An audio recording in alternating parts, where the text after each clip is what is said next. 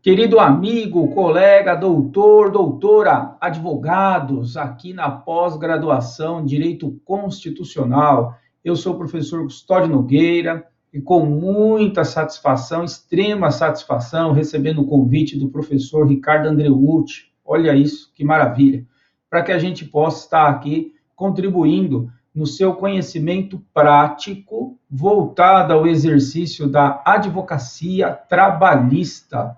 E aí nós vamos abordar os institutos que eu percebo mais significativo dentro da advocacia, do exercício prático de postular o direito, de provocar a jurisdição especializada, que é a justiça do trabalho, não é isso? Lembrando que nós temos três justiças especializadas, sendo elas a justiça eleitoral, militar e a do trabalho, e duas justiças comuns, a Justiça Federal e a Justiça Estadual. Portanto, a relevância do direito constitucional do trabalho, ela é muito grande. E o que a gente percebe na nossa experiência da prática, do dia a dia, no exercício da advocacia, no contato com os colegas, advogadas, o que nós vamos percebendo, né? É uma carência no sentido do conhecimento com profundidade da reflexão, dos reflexos do que envolve o direito constitucional, mas aplicado no dia a dia, na petição inicial, na contestação. Então, a gente sente essa carência. Nesse contexto é que vamos, então, desenvolver a nossa abordagem. Esse é o caminho, para que eu consiga te entregar um valor e, com isso, você melhore bastante o exercício da sua advocacia trabalhista. Neste contexto, nós vamos abordar, então, o artigo 7º da CF, que traz os direitos sociais. Os direitos sociais, portanto, do artigo 7º, entre os seus 34 incisos e parágrafos, o que nós temos? Nós temos lá o que o STF chama de patamar civilizatório mínimo, não é? Doutrina e jurisprudência vão nesse caminho. O que é um patamar civilizatório mínimo? Olha, são garantias mínimas dos trabalhadores e trabalhadoras, norteando um conjunto de princípios e valores próprios da justiça do trabalho que devem, então, ser protegidos. Por isso que a justiça do trabalho é uma justiça especializada e não uma vara do trabalho da Justiça Federal ou mesmo da Justiça Estadual, né? É a justiça do trabalho especializada por conta do quê? Porque cuida de uma lide atípica, que é a lide que envolve o trabalhador, o empregado e seu empregador, que não necessariamente precisa ser uma empresa, não é? Aqui, no direito do trabalho, não se estuda apenas a figura do empresário. Empresário, 966 do Código Civil, aquele que tem a sua atividade organizada com fins de obtenção de lucro. Tudo bem. O empresário, ele pode ser, e com certeza acaba sendo, o quê? Empregador. Porém, a Justiça do Trabalho não cuida só desta figura. Por quê? Porque para ser empregador não precisa ser empresário, não é? Olha, por exemplo, o colega, o doutor, a doutora. Pode aí o colega ser o quê? Empregador, sem ser empresário, alguém que trabalhe para você no seu escritório, ou na sua casa, um doméstico, né? Então, aqui, uma coisa vai muito além. Por isso que a Justiça do Trabalho, ela é uma justiça especializada. E o que nós estamos percebendo, sobretudo no primeiro grau de jurisdição? Um certo afastamento desses princípios, no sentido de aplicar a norma como se estivesse na justiça estadual ou federal, ou seja, entendendo como direito do trabalho um direito disponível, não é? O que não é. O direito do trabalho é irrenunciável, ele é indisponível. Resta estudar, portanto, até onde vai essa indisponibilidade dos direitos do trabalhador, que é o objetivo de analisar, então, neste nosso encontro, sobre a luz do direito constitucional. Então, vamos lá. Logo no começo dos materiais, eu trago os meus contatos, fique à vontade para nos chamar. Eu recebo muitos directs no Instagram, também tem aqui o meu e-mail, se você preferir, me chame no e-mail, e tem o meu canal no Telegram. Fique aí à vontade também para nos chamar. Pois bem, o objetivo, então, do nosso encontro, como eu coloquei nessa pequeníssima preliminar que fiz, é o estudo prático constitucional e a aplicação dele na jurisprudência, que é o caso a caso, dentro do contexto do direito trabalhista. Esse é o grande foco do nosso encontro. Pois bem, estamos aqui dividindo todo esse contexto em 3 encontros. Teremos, portanto, 3 encontros nesta pós-graduação em Direito Constitucional. Voltado para trabalhista, comigo, 3 encontros. Todos eles divididos em 8 partes de 30 minutos. Esta é a primeira parte do primeiro encontro. Então, tá aí, ó, primeira aula. Dentro do artigo 7º, nós vamos analisar o quê? Os incisos 1, 3, 6 e 9, lá da CF, dentro do artigo 7º. E é muito importante já enxergar desde logo o caput do artigo 7º, que, como nós colocamos, trata-se do patamar civilizatório mínimo, garantidíssimo que está previsto dentro dos 34 incisos do artigo 7º, no sentido, então, de estar protegendo o trabalhador, sendo que nem mesmo o direito coletivo pode, então, acabar por legislar dentro do... afastando aí o artigo 7º. E aí eu coloquei agora há pouco o direito coletivo legislando. Mas como assim, né? Se quem legisla no direito trabalhista é somente o Congresso Nacional por conta de ser de competência da União.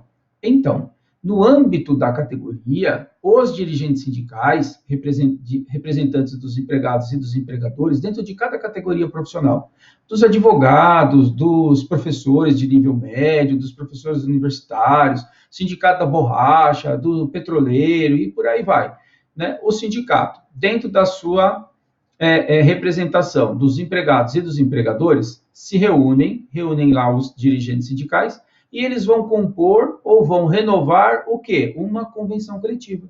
E o que é uma convenção coletiva? De acordo com o artigo 611 da CLT, é o quê? É lei.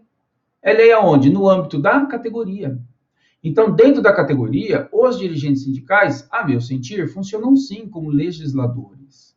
E o artigo 611-A da CLT, que foi introduzido pela reforma trabalhista, trouxe muito poder, né? Muita liberdade para estes dirigentes sindicais ao comporem, renovarem as suas convenções coletivas, para que eles possam, então, ter mais espaço de atuação.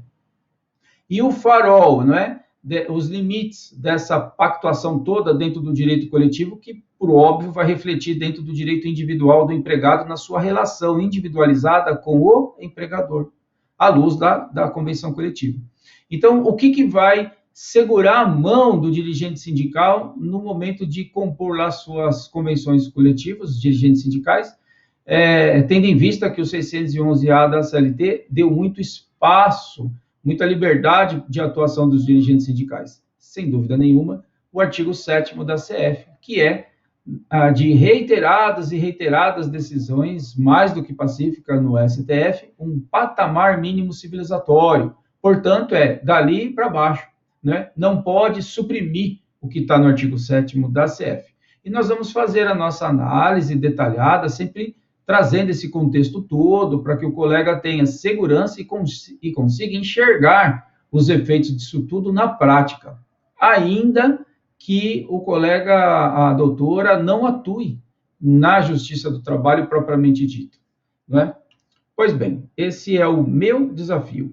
Artigo 7º, então, da CF. O caput diz assim: são os direitos aí dos trabalhadores urbanos e rurais. O quê? Além de outros, e isso é muito importante, porque é um rol exemplificativo, os 34 incisos do artigo 7º, além de outros, então, que visem aí a melhoria de sua condição social. Portanto, de todos os incisos, que são 34 do artigo 7º da CF, o patamar mínimo civilizatório não a ele se restringe, não é, aos 34 incisos. A título de exemplo, nós vamos estudar mais adiante, em outros encontros que teremos aqui na pós-graduação, o quê?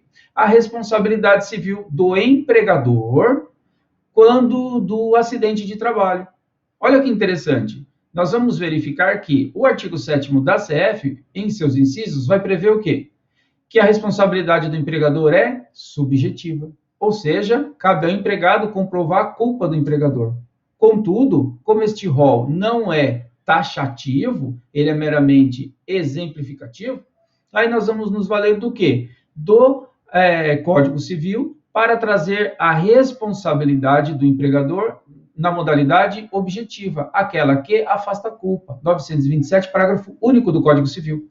Aí o colega que é bem civilista, né, constitucionalista, fala, mas escuta, se a CF está prevendo que a responsabilidade é subjetiva, de que cartola que vai tirar o advogado para ir discutir a responsabilidade objetiva se na hierarquia das normas a CF está no topo? Sim, aí já fica uma observação bem interessante para justificar o porquê da Justiça do Trabalho ser especializada.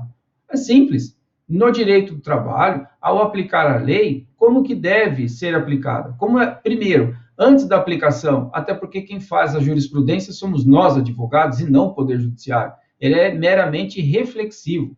O Poder Judiciário está de mãos amarradas. Ele só fala o que nós provocarmos a que ele, Poder Judiciário, venha falar. Portanto, quem faz jurisprudência somos nós, advogados.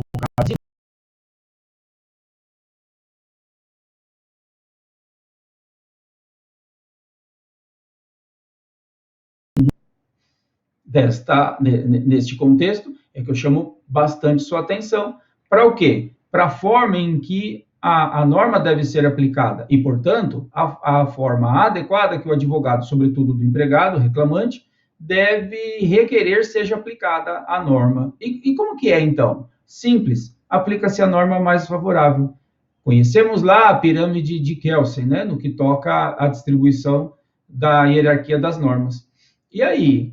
Poxa vida, o Código Civil está longe da Constituição Federal na hierarquia, não está? Sim, mas como que aplica a lei na lide trabalhista? A norma mais favorável ao empregado. Mas por quê? Porque o empregado é um miserável que nasceu pelado, que só serve para incomodar o empregador, e ainda a justiça tem que passar a mão na cabeça desse coitado? Não. É justamente por isso que a Justiça do Trabalho ela é especializada, porque a lide é atípica. Por que atípica? Porque a lide trabalhista, ela cuida de uma relação jurídica que, no mundo dos fatos, no dia a dia, ela é desequilibrada. Mas por que ela é desequilibrada? Porque ela tem que ser. O traço marcante da relação de emprego, qual que é? A subordinação jurídica. Então, o empregado é subordinado ao empregador? Sim. E tem algum dano moral nisso? De forma alguma. Aí, esse é o artigo 3º da CLT. E o artigo 2º? O artigo 2º conceitua o empregador. Quem é o empregador? É quem assume os riscos do negócio. Não é? E dirige a prestação pessoal desta relação. Então, é ele, empregador, quem dirige. Então, é ele, empregador, quem dá ordens. E o empregado cumpre e ponto final. Essa relação é equilibrada? Evidente que não. E tem algum problema nisso? De forma nenhuma. Porém, quando esta relação é levada para o Poder Judiciário, aí a aplicação da norma, ela tem que ser de que forma? Mais favorável ao empregado. Porque desta forma, se coloca reclamante e reclamado, empregado e empregador em igualdade dentro da aplicação do direito. E isso é fantasia? Não, isso não é fantasia. É assim que é aplicado e nós vamos ver isso com muitas decisões, sobretudo de quem? Do STF. E decisões do TST. TRTs, segundo grau de jurisdição, e vara do trabalho, primeiro grau de jurisdição, por vezes nós estamos assistindo o afastamento dessa base principiológica. Se esse movimento for tendente a crescer, fatalmente a Justiça do Trabalho se extinguirá, justamente pelas mãos dos próprios juízes do trabalho, porque o direito do trabalho, ou melhor, a justiça do trabalho só se justifica a manutenção de sua existência enquanto ela for uma justiça especializada. E enquanto ela for uma justiça especializada, ela tem que aplicar a norma de forma a atender o seu conjunto de princípios e valores. Portanto, quem pode acabar com a justiça do trabalho é ela mesma. Muito bem. Estamos aí contextualizando o começo da coisa toda, para que o colega entenda o que nós vamos abordar nesta nossa primeira aula aqui na pós-graduação da Faculdade Legal e Direito Constitucional, analisando aí o artigo 7º, já enxergando o que significa o artigo 7º dentro do contexto do patamar civilizatório mínimo e já enxergando, desde logo, que o artigo 7º, em que pese extenso, ele não é taxativo. Trata-se, pois, de um rol aí exemplificativo de garantias de direitos do hipossuficiente, que é o trabalhador. Muito bem. E aí eu trago essa indagação aqui para que a gente possa continuar discutindo aí o direito do trabalho, que é: qual a importância técnica processual, isso aqui é tudo, qual a importância técnica processual de se estudar aí, né, e de se conhecer os dispositivos constitucionais trabalhistas? Ou seja, por que eu tenho que conhecer isso? Por que eu tenho que estudar o direito constitucional do trabalho? Né? Para quê? Para que o exercício da sua advocacia tenha sucesso. E veja, eventualmente o colega não é da área trabalhista, não é? Conhece lá, vamos supor, direito penal com profundidade, ou é um processualista civilista, ou conhece lá do direito material civil com profundidade, direito de família, e por aí vai, né? Um tributarista, que bacana.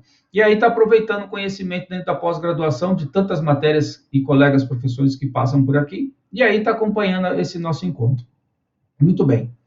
E surge, né, esse contexto assim, mas, poxa, por que eu vou estudar isso? Porque nós temos que conhecer os ritos do processo do trabalho.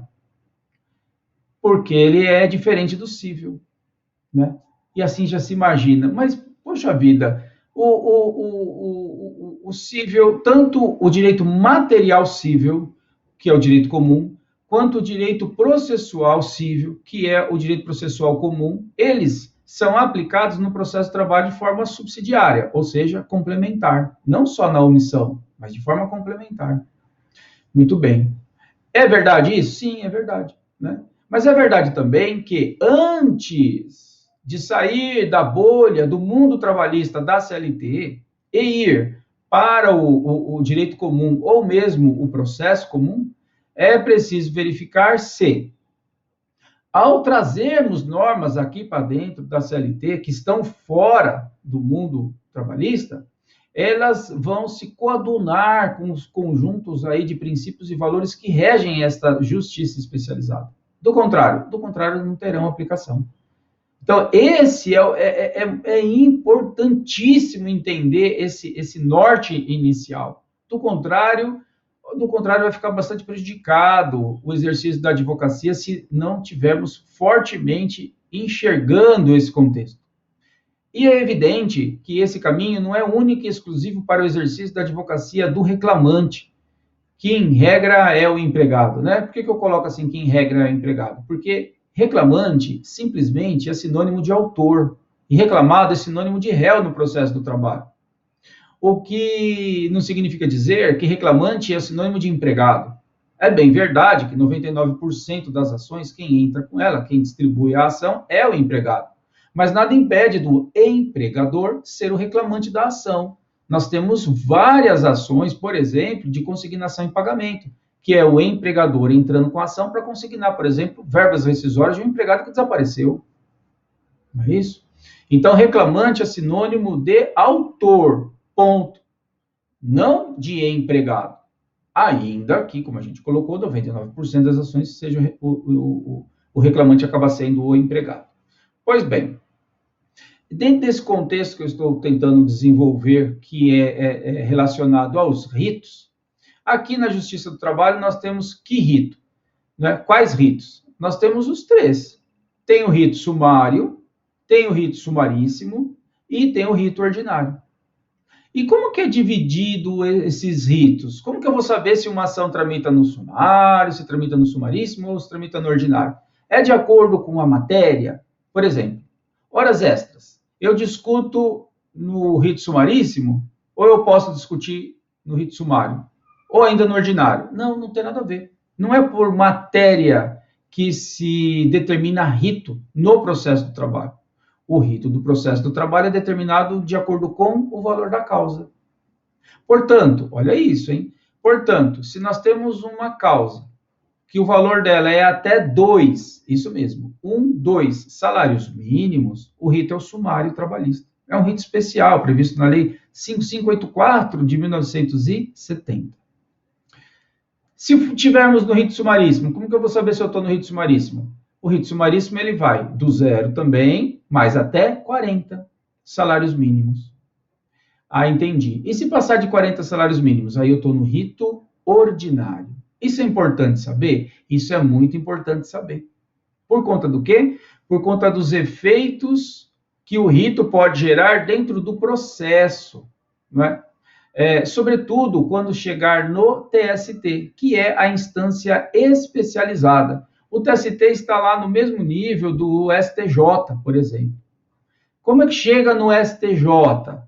Quer Justiça Estadual, quer Justiça Federal. Recurso especial. Tira do TJ e leva para o STJ. Em Brasília, recurso especial. E na Justiça do Trabalho? Na Justiça do Trabalho, de acordo com o artigo 111 da CF, o que nós temos? Vara do Trabalho, depois TRTs, que nem todo estado da federação vai ter o seu TRT, e ao contrário de todos os estados, São Paulo tem logo 2 TRTs, que é o TRT da 2ª e o da 15ª região. Pois bem, então a estrutura do Poder Judiciário do Trabalho é Vara do Trabalho, TRT e TST. Da Vara do Trabalho para o TRT, eu chego com um recurso que se chama recurso ordinário. Julgou recurso ordinário, tem o acórdão do RO. Do acórdão do RO para o TST, qual é o meu recurso? Recurso de revista. Ah, esse que é o famoso recurso de revista? É. Esse que é o recurso inconfeccionável. Olha o que eu vou dizer para você. Menos de 4% dos recursos de revistas apresentados no Brasil chegam no TST para alcançar o julgamento no mérito. Menos de 4%. Muito bem. Será que é a advocacia que não sabe fazer o recurso?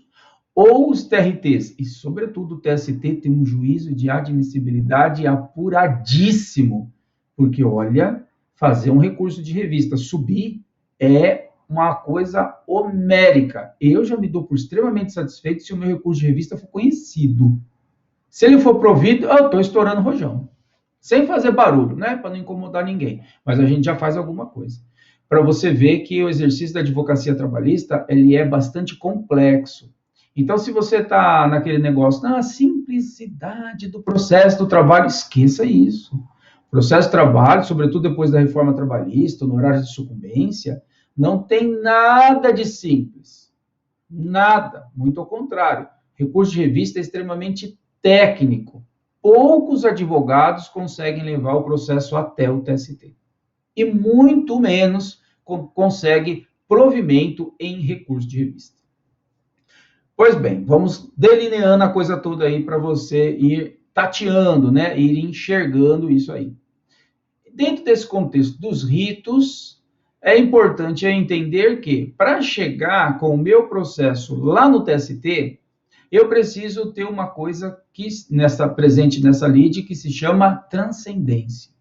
Guardadas as devidas proporções, é a mesma coisa daquilo que você estuda no civil e aprende com o nome de repercussão geral, quando você estuda o recurso extraordinário.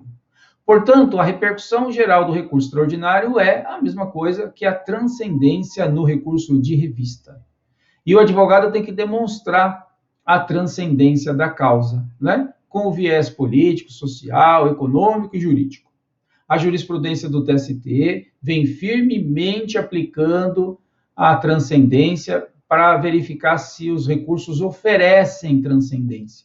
É muito importante deixar claro que o TRT, instância na qual interpomos o recurso de revista, face ao acórdão que julgou o recurso ordinário, ou eventual embargos para pré-questionar a matéria, e aí preparar o recurso de revista, né? Esse TRT, então, em que vai receber o recurso de revista para fazer a admissibilidade e, então, enviar ou não para o TST, o TRT não faz juízo de admissibilidade face à transcendência.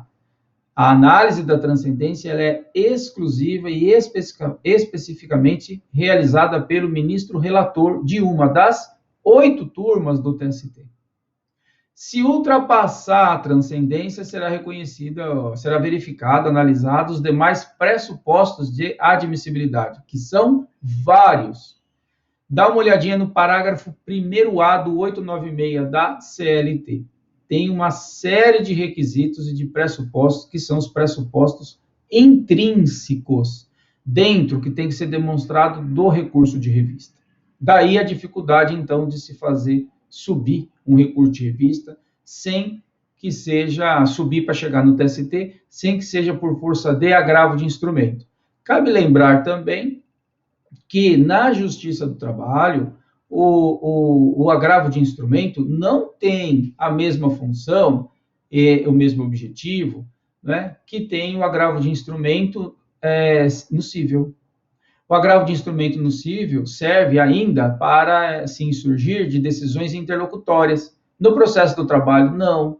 Na fase do conhecimento no processo do trabalho, não há que se falar em insurgência, em interposição de agravo de instrumento contra decisões interlocutórias, né, que possam vir a causar uma nulidade. Cabe ao advogado, se tiver em audiência, consignar protestos no exato momento em que entendeu por alguma nulidade.